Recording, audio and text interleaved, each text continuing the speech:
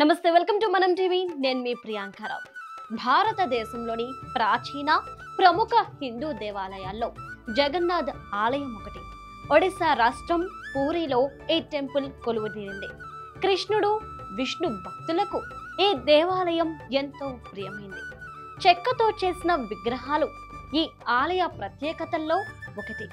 శ్రీకృష్ణుడు, సుభద్ర, బలరామ సమేతంగా స్వామి అమ్మవార్లు భక్తులకు దర్శనమిస్తారు. జగన్నాథుడు అంటే విశ్వానికి కొలబద్ద. ఈ పేరుతోనే ఆలయం కొలువుదీరింది.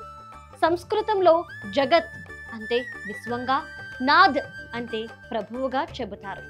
అదే జగన్నాథుడిగా ఆలయ కీర్తి గడించింది.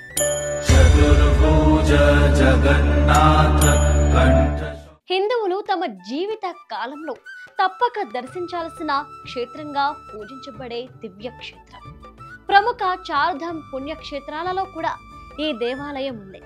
మహిమాన్విత టెంపుల్ గా విరాజిల్లుతున్న జగన్నాథ్ ఆలయంలో దశాబ్దాలుగా మూతబడి ఉన్న భాండాగారాన్ని తెరిచేందుకు ప్రభుత్వం నిర్ణయం తీసుకుంది. రత్న వైఢూర్యాలతో అంతు చిక్కని నిధి నిక్షేపాలు బయటపడతాయని భావిస్తున్న తరుణంలో మనం టీవీ స్పెషల్ ఫోకస్.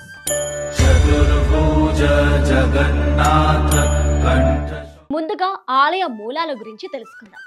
సంప్రదాయ గాథల ప్రకారం ఏళ్ల సంవత్సరాల క్రితం జగన్నాథుడు విష్ణువు విగ్రహ రూపంలో పూరి సముద్ర తీరాన మర్రి చెట్టు దగ్గర నీలి ఆభరణంగా అవతరించాడట. చూసిన వారికి తక్షణ మోక్షం లభిస్తుందట. యముడు దాన్ని భూమిలో దాచిపెట్టాలనుకున్నాడట. విజయం కూడా సాధించాడట. ద్వాపర యుగంలో మాల్వాకి చెందిన ఇంద్రద్యుమ్న అనే రాజు అంతుపట్టని ఆ రూపం గురించి తెలుసుకోవాలని సంకల్పించాడట. లక్ష్యం నెరవేరేందుకు ఘోరమైన తపస్సుతో విష్ణువు ప్రత్యక్షమయ్యాడని, పూరి సముద్ర తీరానికి వెళ్లి అక్కడ తేలే చెట్టు దుంగను కనుక్కొని దాని కాండంలో నుంచి తనకు కావలసిన రూపును తయారు చేసుకోమని అతన్ని ఆజ్ఞాపించాడని గాథలతో తెలుస్తుంది. చివరకు చెట్టు దుంగ లభించడంతో పెద్ద ఎత్తున యజ్ఞాన్ని నిర్వహించాడట. యజ్ఞ నరసింహరాజు ప్రత్యక్షమై నారాయణ్ణి 4 అక్షలలో విశదీకరించి నిర్మించమని ఆజ్ఞాపించాడని పురాణాలు చెబుతున్నాయి. పరమాత్ముణ్ణి వాసుదేవునిగా, వ్యూహని సంరక్షణగా, యోగమయని సుభద్రలా, విభవుణ్ణి సుదర్శన వలె నిర్మించాలని కోరాడట. విశ్వకర్మ చిత్రకారుని రూపంలో ప్రత్యక్షమై చెట్టు నుంచి జగన్నాథ, బలభద్ర అలానే సుభద్రల రూపాలను తయారు చేశాడని ప్రతీతి. జగన్నాథ్ ఆలయం సువిశాలమైన ప్రాంగణంలో కొలువుదీరి ఉంది. ప్రహరిని ఎత్తైన గోడలతో నిర్మించారు. 120 గుళ్ళు, పూజా స్థలాలు ఉన్నాయి. ఒడిశా శైలిని తలపిస్తూ అద్భుత శిల్ప సంపదను కలిగిన ఈ ఆలయం భారత అద్భుత కట్టడాలలో ఒకటిగా గుర్తింపు పొందింది. ప్రధాన ఆలయంపై 8 ఆకుల శ్రీచక్రం భక్తులను విశేషంగా ఆకర్షిస్తుంది. దీన్నే నీల చక్రగా పిలుస్తారు.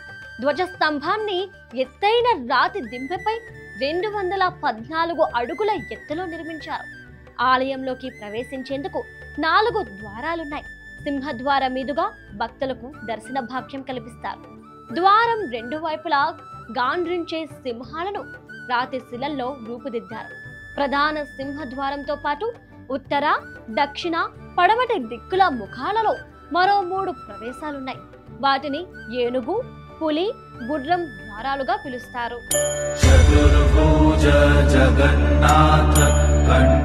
రోజువారీ ఆరాధనా సేవలు పండితులు శాస్త్రోక్తంగా స్వామివార్లకు నిర్వహిస్తారు. ఏటా విశేష కార్యక్రమాలు జరుగుతుంటాయి. జూన్లో జరిగే రథయాత్రగా పిలిచే రథాల ఉత్సవాన్ని పండుగలా నిర్వహిస్తారు. వీక్షించేందుకు యావత్తు ప్రపంచం నలుమూలల నుంచి లక్షల్లో భక్తులు తరలివస్తారు. జగన్నాథుడు, బలరాముడు, సుభద్రల విగ్రహాలను 3 పెద్ద రథాలను ఊరేగిస్తారు. బడా దందాగా పిలిచే పూరి నుంచి గుడించా ఆలయం వరకు శోభాయమానంగా సాగే ఆ రథయాత్రను చూసేందుకు 2 కళ్ళు చాలవంటే అతిశయోక్తి కాదు. రథం 45 అడుగుల ఎత్తులో 35 చదరపు అడుగుల వైశాల్యం కలిగి ఉంటుంది. 7 అడుగుల వ్యాసం కలిగిన 16 చక్రాలుంటాయి. 4000 మంది భక్తులు కలిసి రథాన్ని లాగుతారు. ప్రతి ఏటా కొత్త రథాన్ని తయారు చేయడం ఇక్కడ ప్రత్యేకత. హిందూ దేవాలయాల్లో సంప్రదాయ పద్ధతులు చాలా కీలకం. ప్రపంచంలో ఏ హిందూ ఆలయంలోనైనా సరే ఊరేగింపులో మూల విరాట్టును కదిలించారు. అందుకు ప్రత్యేకంగా ఉత్సవ విగ్రహాలుంటాయి. ఈ సాంప్రదాయాలన్నిటికీ మినహాయింపు ఒడిశాలోని పూరి జగన్నాథ ఆలయం. బలభద్ర సుభద్రలతో సహా ఈ ఆలయంలో కొలువైన జగన్నాథుడిని ఏడాదికొకసారి గుడిలోంచి బయటకు తీసుకువచ్చి భక్తులకు కనువిందు చేస్తారు. అందుకే జగన్నాథుడి రథయాత్రను అత్యంత అపురూపంగా భావిస్తారు భక్తులు. ఆషాఢ శుద్ధ విధియ అంటేనే పూరి క్షేత్రంలో పండుగ. ఆ రోజు భక్తి భావం వెల్లువై పొంగుతోంది. జయ జయ ధ్వానాలతో పూరి నగర వీధులన్నీ మారుమోగుతుంటాయి.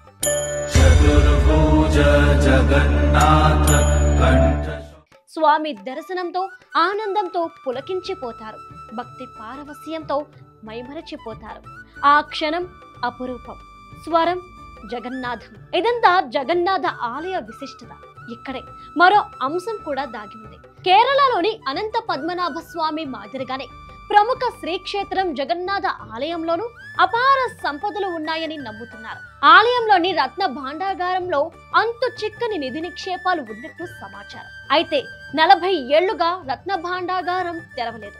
కానీ ఎట్టకేలకు భక్తుల నిరీక్షణకు తెరపడింది.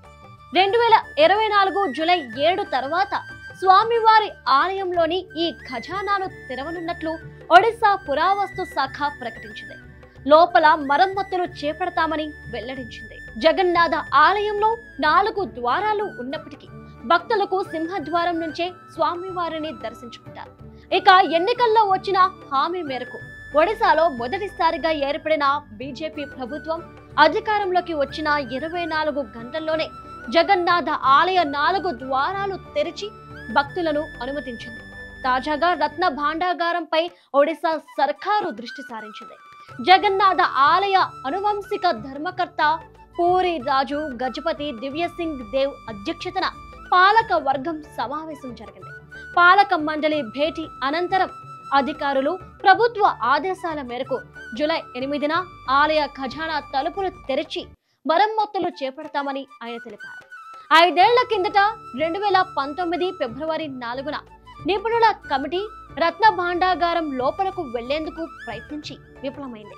తాళం చెవి కనిపించకపోవడంతో లోపలికి వెళ్లలేకపోయింది. వెలుపల నుంచే పరిశీలించిన కమిటీ సభ్యులు గోడలు పైకప్పు బలహీనంగా మారి పగుళ్లు ఏర్పడినట్లు గుర్తించింది. అనంతరం పురావస్తు అధికారులు లేజర్ స్కానింగ్ ద్వారా దీనిని ధృవీకరించారు. ప్రస్తుతం మరమ్మతులు సైతం ప్రభుత్వం ఏర్పాటు చేసిన కోర్ కమిటీ సాంకేతిక నిపుణుల సూచనల మేరకు జరుగుతాయని ఆయన వివరించారు. అయితే ఎన్ని రోజుల్లో ఇది పూర్తవుతుందనేది మాత్రం స్పష్టత లేదు.